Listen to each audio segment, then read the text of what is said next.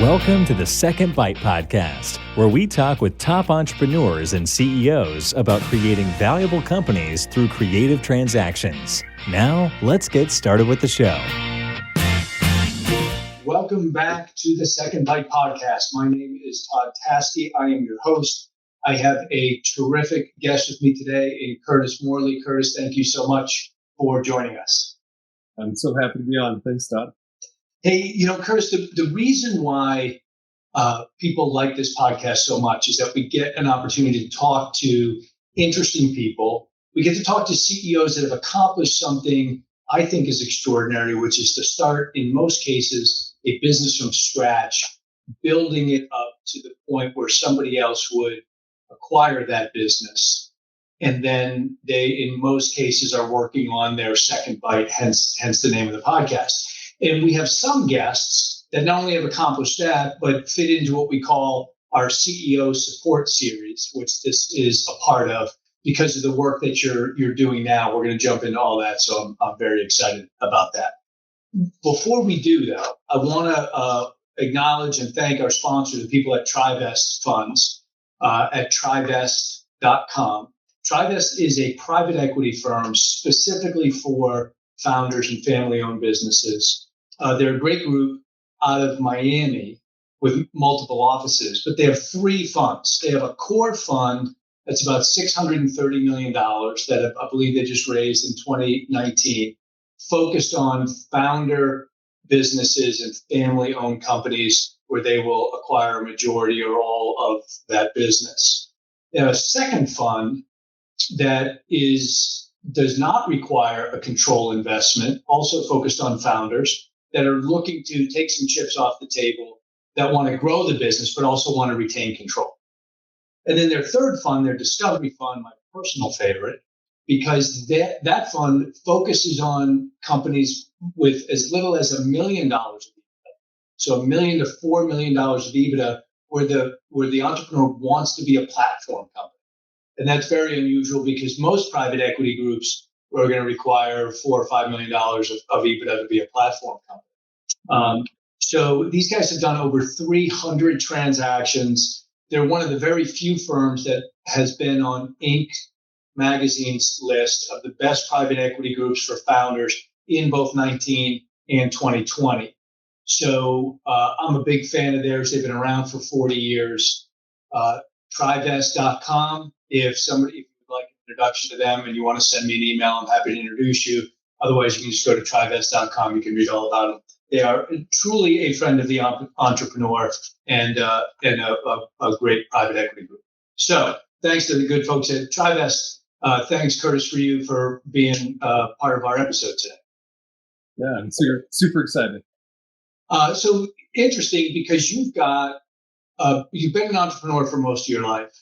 And now I would say you're an educator, probably could say you're an adventurer as well. But let's kind of start at the beginning, talk about the entrepreneurial part first, and then I want to talk about the book that you've written that's really targeted at entrepreneurs. Yeah, that's great. So I've started 5 different companies, and everything from a full service media agency, doing logo and branding, to radio, TV commercials, website, heavy backend database, the full gambit, to a digital sheet music company, as well as a consultancy, an e-learning company, and now the Entrepreneur's Paradox. So now we're doing this. And so tell me about that. And here's one thing I will say, because like you, I read a lot of these books. And a lot of them are written by people that have taught or studied or, whatever. Not as many as I would like have been written by entrepreneurs based on real experience. Talk about where all the material from Entrepreneur's Paradox came from. Yeah. So I wish I were one of those highly educated, really smart PhDs from Harvard. I'm not. The truth is, the reason I wrote this book is because you can see from the title, so it's the Entrepreneur's Paradox, how to overcome the 16 pitfalls along the startup journey. The reason I wrote this book truly was for a 26-year-old me. I wrote it because I made every single mistake possible. I made them all. And I made them several times even. I just couldn't learn them the first time, so I just kept making them over and over again. and and then one day, I was in Giordano's Pizza in Chicago, the original Giordano's. You know, the big fat thick Yeah, for sure. Oh yeah, it's so good.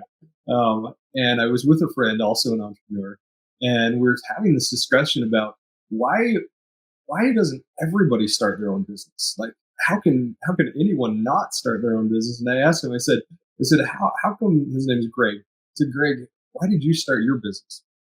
And he said something that was humorous but incredibly insightful at the same time. He said, I am way too lazy to work as hard as everybody else. I had to figure out a better way to do business. And so we both chuckled, but that thought just resonated in my head. Is there a better way to do business? Is there a better way than what I've been doing my, whole career of the sleepless nights, the, waking up with the keyboard imprint on my face, that type of situation. Is there a better way to do business? And so I started becoming a student of entrepreneurship and had a very, very practical hands-on petri dish that I could do with my own companies. How do I become the entrepreneur that I wish I were being mentored by? And that's really where the book came from, was it is very practical. It's very hands-on. It's very real world, coming from very specific experiences that I had in starting my businesses.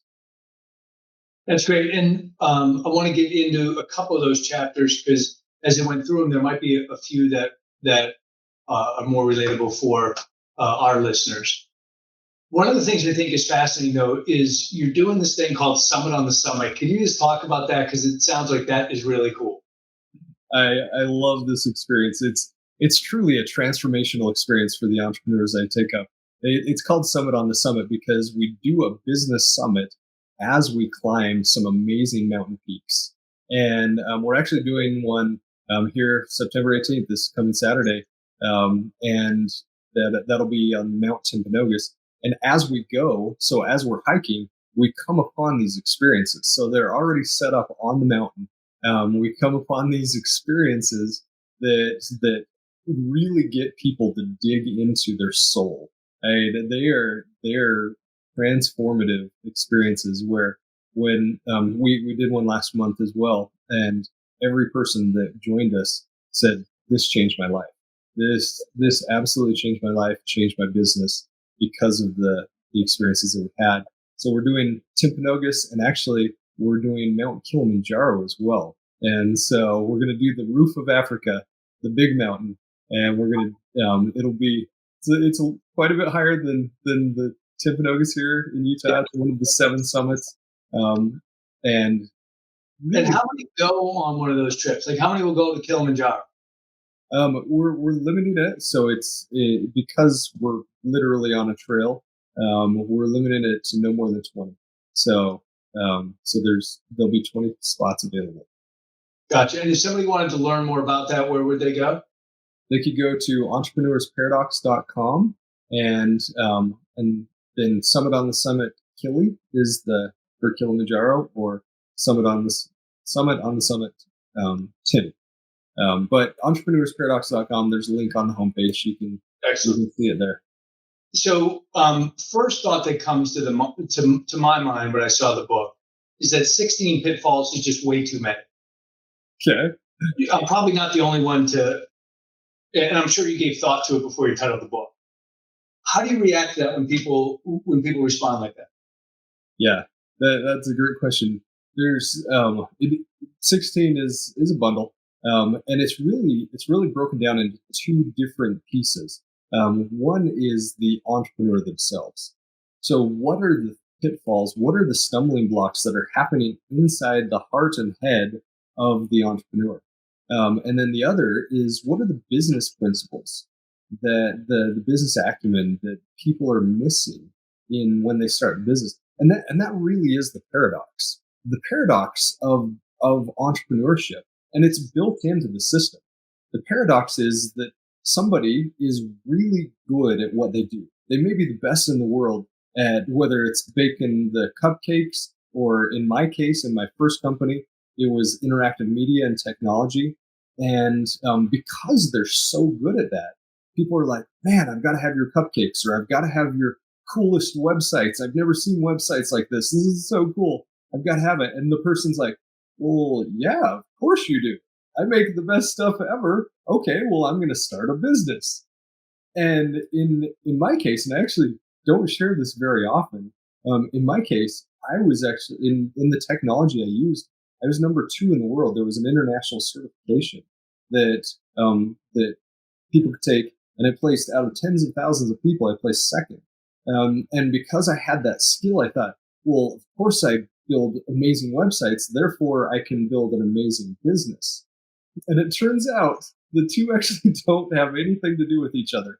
And so the paradox is that the thing that got people into business is the very thing that will prevent them from reaching the next level or succeeding in business. So there's this paradox, and they actually have to give up that identity. And that's part of what I do when I consult with companies is I literally rip out their identity and we reinstall a new operating system. Because the big question I always ask entrepreneurs, I say, if you're working on the product, who's working on the business? Yeah, that's always the tricky one, right? Because, and it goes to my first topic I thought we could cover, which is I think it's chapter 6, is wearing all the hats. Because it's, and you probably heard them all too, but I don't want to give up control over that because it's too important.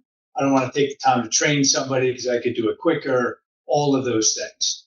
But talk a little bit about what you deal with in that category. Yeah, it's funny if we can go back to the analogy of the mountain. Climbing Kilimanjaro, it's an expedition. It's How long did that take, by the way? The last time I did it, we did it in 5 days. Typical is 7 to 10, and we found out why people do it. Yeah. so the next time we're actually going to do it in 7 days. Okay. And it's 44 miles up and back. It's the elevation is 19,341 feet, which is just under the cruising altitude of a jet. it's just right there. But you think about the trip. Like when we went up Kilimanjaro, we each had our own guide, and then we had porters, and we had there was a medic that came with us. There was a cook that came with us. There was a guide to show us the way. There were all these things, and you think about in climbing Kilimanjaro, you would never consider doing that yourself. You'd never do it. It would just, to be your own medic and all of those things, it just doesn't make sense. Yet in business, we do it all the time. We sure do. And just for the exact reasons that you said, I don't want to give up control. I hear that a lot, and I don't, nobody can do it as good as me. And honestly, that's probably true. That's probably the case because the entrepreneur hasn't set people up to do it as good as them. It's not. And is part of your work instilling that capability set? So if I am willing to let somebody else do it, do you help the entrepreneur figure out where they're going to find that person, how to train that person, how to have that person report to them, all those kind of things? That's exactly it. Yeah, is the biggest one is being able to trust. And there's 2 pieces of trust in wearing all the hats. One is that I need to find somebody that I can trust. The other, and this is the one that isn't out there that people don't think about, the other is I need to trust me. I need to trust that I can provide the training. I can provide a system or a manual or a place where when I do find that right person, that I trust me enough to be able to give them all the tools, clear their path, and make sure they can succeed. And it's really interesting when we get down to the brass tacks of it. That's the biggest part for entrepreneurs is they often don't trust themselves. Yeah, it's interesting. It also kind of leads into the next pitfall, which is traveling alone. And I know that most of the people I work have traveled it alone or with a partner for some period of time, and have gotten to the stage where doing a transaction is nice because of the economic rewards, but it's also nice for the psychological rewards of having a larger partner or mothership or balance sheet or whatever the definition is that will help that entrepreneur, you know, uh, grow into the future without having to do it all on their own. Yours is a little bit different, though. Talk about when you discuss traveling alone, what you referenced there. Yeah. I hear all the time the phrase, it's lonely at the top. And entrepreneurs say that because they say, well, people just don't understand the decisions I have to make, and they don't understand how the business runs, and it's lonely at the top. And to that, I say, stop. I say, stop. Why would you be lonely at the top? Because you can, going back to Kilimanjaro, it's required by the government to have at least a guide and then porters as well. And so, in that same sense, there's people that have climbed the mountain. There's people that have climbed the mountain. There are guides, and those guides come in the form of mentors or coaches, and they know how to make it up the mountain. And it might not be your exact mountain, but they've climbed a mountain. There's also peers, and if I can get a little bit vulnerable here, this is one of the things that I really struggled with. I suffered from imposter syndrome of, I can't share my numbers because whether I was at 400,000 or 4 million, it was never big enough. There was always somebody that was bigger. And so I had all this imposter syndrome. And so I wouldn't share with people that were around me. And being in the Silicon Slopes area, there's so many incredible startups. And it wasn't until I put down the pretense and I took off the mask, the shiny guy mask, and said, hey, you know what? You seem really awesome. Tell me about your stuff. Tell me what you're doing. I'm looking to build a sales team. How do I do this? And all of a sudden, they're like, oh, wait, we thought you had it all figured out. What you're asking about. And it opened the dialogue. It opened the dialogue to be able to say, oh, we're really all doing this together. Let's just share. Let's just, come together on this and help each other out. And on Kilimanjaro, when I went up, there were so many times where I heard the phrase, I can't do this anymore, or this is too hard. What was I thinking? And it was because of peers. It was because of there's the coaches and the mentors, but it was the peers that literally lifted each other. We pulled each other by the arms and said, get up, we're making it to the top of this mountain. And so, that phrase, it's lonely at the top. Stop. Just stop. When you talk about entrepreneurial neglect, what do you mean by that? Oh, this one is chronic. This one is so chronic with entrepreneurs. Entrepreneurs will work night and day. They'll neglect themselves, their families. They will pour their entire hearts into their business. And it seems at the time that that's the most productive thing to do. But if you actually step back, if you actually look at the big picture, the best thing, and really the only thing that we have to give, is a happy, healthy us. That's it. And if we don't have that, if we don't have if we're always tired, if we're always cranky, if if our brain is going a million miles an hour, then we're not going to be giving our best selves. And that's actually really selfish. It's a really selfish thing to do, not to take care of yourself.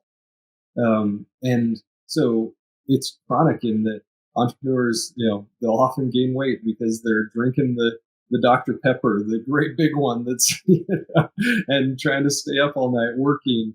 And they don't spend the time to actually become centered, become balanced, and become the entrepreneur that they need to give to their company, give to their families, give to themselves.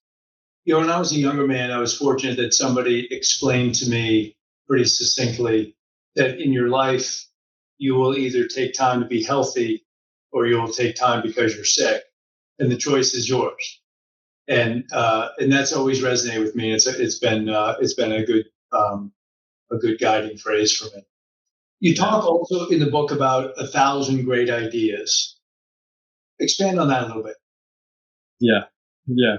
Oh, entrepreneurs are amazing, and they're typically really good at starting businesses, and that's what gets them into into that wavy phase at the beginning of startup. And it's the turn up. It's turning the needle up and saying, all right, let's make it big. In that startup phase, one of the things that I start with all entrepreneurs is, which mountain are you going to climb? Which mountain are you going to climb? Pick it. Pick it now. And there's a success formula that drives it. And the success formula looks like this. There's 4 parts. The parts are how much, by when, for what, and why. How much is a very specific financial goal. And the by when is, okay, what's the date? Not, I want to do it in 5 years. That's ambiguous. That has no meaning. It's, I want to sell my company for $25 million on October 15th. Notice I said a very specific date, October 15th, 2026. That's when I want to do this. The for what is, I want an equity event. If you're climbing a lifestyle mountain, it could be, I want to buy that cabin in the mountains, or the yacht, or whatever it is. If it's an IPO, then that is your for what. That is your event. And then the why. The why is what gets you up in the morning. Why are you doing this? And digging into that is critical. So once we set that up, once we say, hey, universe, this is where we're going. We are manifesting this. This is coming down the road. Get ready. And the universe says, yes, I'm on board. Let's make this happen. Then it's sticking with that focus. And there are so many shiny things. There's so many times where it's like, squirrel, a squirrel. and if you look at Thomas Edison, if I'm to ask you, who created the light bulb? What's the answer? Thomas Edison. Thomas Edison, of course, right? Everybody knows it's Thomas Edison. Well, truth be told, Thomas Edison was actually the 6th person. 5 other people had created a version of the light bulb before Edison. 5 of them. And different iterations. And every single one of them, if you study, and this is in the book, The Entrepreneur's Paradox, you can actually read the story. Every single one of them saw the squirrel. They created this really cool invention, and they said, oh, this is fantastic. Hey, everybody, look what I did. Oh, by the way, I'm going to go try this other thing too, and this other thing, and this other thing. And you don't hear about any of those people. Those people are not in the history books. They're not the one that everybody quotes. But Thomas Edison is. And he did thousands of versions of the light bulb. And because he stayed on that focus, because he said, I know this is where I want to go, this is how I'm going to get there, he is the one that brought light to the world. He literally brought light to the world because of that focus. That's a great story. And it's interesting. One of the great things that I get to notice in the work that I do is that a company, it really becomes a reflection of the entrepreneur themselves, who they are, their personality, their beliefs, all those things. That's why entrepreneurs fall in love with their company oftentimes. And so as you stay focused, and as you grow, and as you have success, culture becomes really important, right? Culture is really what distinguishes one company from another. And I know near the end of the book, you talk about losing sight of culture. What have you learned about culture in the businesses you've built and with those that you've consulted with? Yeah, the culture is so key to the success of any company. And at the beginning of a company, at the beginning of the startup, it's always exciting. Everybody's excited because there's this new brilliant thing that's happening. Everybody gets to feel like they're part of something. And then as the company grows, the dynamic changes. And some people lose the excitement. And some people, are showing up to a job rather than a mission. And that is really critical, is making sure, it goes back to which mountain you're going to climb, is making sure number one, which mountain you're going to climb. but then sharing that mission and that vision with everyone in the company, and then making sure they can contribute. If you look at all the research, people don't work at companies because they like their fancy Aeron chair, or they like their sit stand desk, or their whatever it is, their foosball table, or the massage that they get during lunch. That's not why people work at companies. People work at companies because they know they can contribute, but they can't contribute unless they know what they're contributing to. So keeping that culture, it does start at the top. It is absolutely the job of the CEO or the founder, or the entrepreneur. It is their job to set the tone for the culture. If they're not finding balance, if they're not, they're neglecting themselves and they are cranky and tired every day, you're going to have a horrible culture. But if they're balanced, they're centered, and they know where they're going, and they can invite everyone to come with them, that's where it gets exciting. That's where it's fun. And so the paradox, the entrepreneur's paradox, I know people can get this on Amazon, correct? Yep, Amazon or anywhere books are sold. Yeah. So, and if they do, it's a great read. It touches on a lot of these points. When you get feedback from people about the book, is there one or two or maybe 3 points that you get feedback on most often that, wow, this was the kind of the nugget that I pulled out of the book that you hear often? There's a lot of people that comment on the 2 chapters, fear and imposter syndrome. Yeah, those are very, very frequent comments. Interesting. And so then so how do people engage with you? They read the book, obviously, they get benefit from that. Mm-hmm. And some people want more or realize, gosh, if Curtis were to help me, I could probably accelerate the growth of my business a great deal. How does that happen? Yeah, they can reach out to me either at Curtis M at Entrepreneur's Paradox, and then I have a limited number of clients that I work with on an individual basis. As well, they could join me climbing a mountain summit. For 7 full days. Indeed. And then, webinars and other things as well. And then my last question for you would be this, Curtis. So you've been obviously very successful in your business, in your professional life. What would you point to perhaps earlier in your career that made a lasting impression on you? Whether that was a person or a book or an experience that was really important and maybe has shaped who you are today? One thing that immediately comes to mind is a friend named Eric. He was also an entrepreneur. Talking about peers climbing the mountain. And my first business was seeing great success. Entrepreneur of the Year, 40 under 40, all of these different things. And it was time to start my second business. And as I did, I had all of these people just hungry and willing to help. And I put that in air quotes, help, as long as they got a chunk of what they were helping with. And my friend Eric, such a great friend, he came in, he spent several hours with me. And at the end of it, I said, thank you so much. How much do you want? Are you looking for a piece of the company? And he looked at me and he goes, no, you're my friend. I just want to help you. And it was one of those moments where I saw somebody that lived in abundance.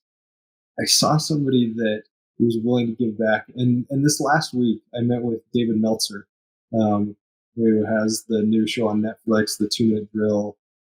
He has this vision of helping over 1 billion people find happiness. Just published a book called Connected to Goodness.